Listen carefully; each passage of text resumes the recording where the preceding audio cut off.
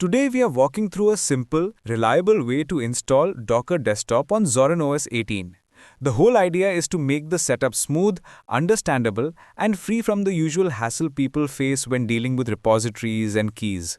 So let's break it down step by step, and I'll explain what each part actually does, instead of just throwing terminal lines at you. We start by refreshing the system's package index.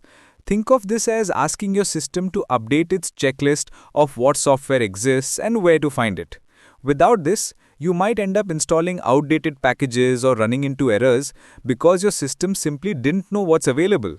It only takes a moment, but it makes the rest of the installation far more reliable. Next, we check for two essential components: certificate authorities and curl.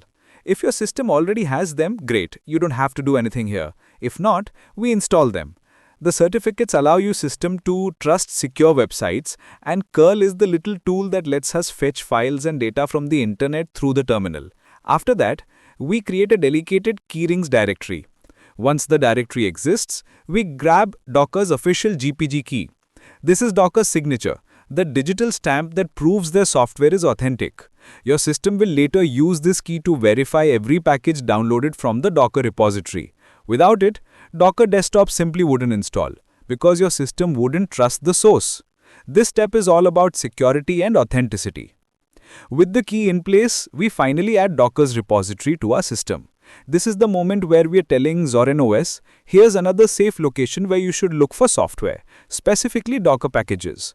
Once this repository is added, the system treats it like any other trusted source and can now install Docker Desktop the same way it installs anything else from apt.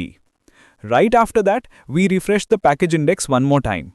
Now that the Docker repo has been added, this update makes your system pull in the Docker's package list. Without this, apt wouldn't even know Docker Desktop exists, so this step ties everything together. Next comes the actual Docker Desktop installer file. We download the official Debian package directly from Docker using wget. It's a single file containing everything Docker Desktop needs. Downloading it manually gives you control and ensures you're using the exact version you want. Once the file is saved, we install Docker Desktop using apt.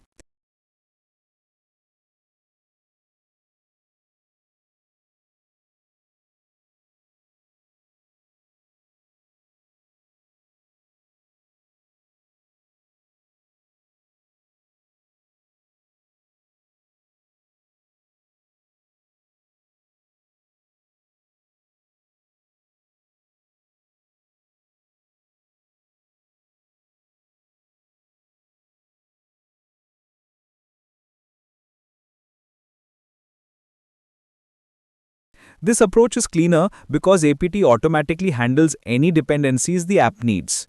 If someone wants to use dpkg instead, that works too, but apt just keeps life easier.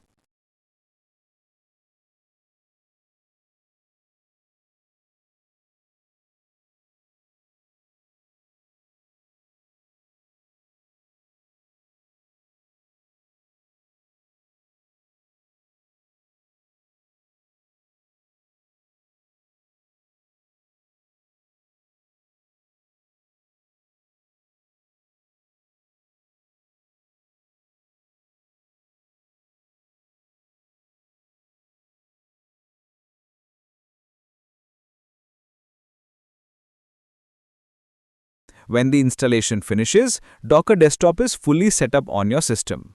After all this, you can close the terminal, your work there is done, and open Docker Desktop from the Zorin OS application menu. On first launch, Docker Desktop might take a moment to initialize the backend, prepare some components, or set up virtualization support. When that's done, you'll see the full Docker dashboard ready to go. Before wrapping up, it's good to remind users that Docker Desktop relies on virtualization features. Most modern systems support it, but ensuring virtualization is enabled in BIOS can help avoid issues. Also, if someone previously installed the old Docker engine, they should avoid running it simultaneously with Docker Desktop, since both the tools try to manage Docker resources differently and can clash. That's the full walkthrough. The process sounds technical, but once you understand the purpose of each step, it becomes much easier to follow and even easier to troubleshoot later. Docker Desktop is a powerful tool for developers, and getting it set up properly on Zorin OS 18 unlocks a much smoother experience.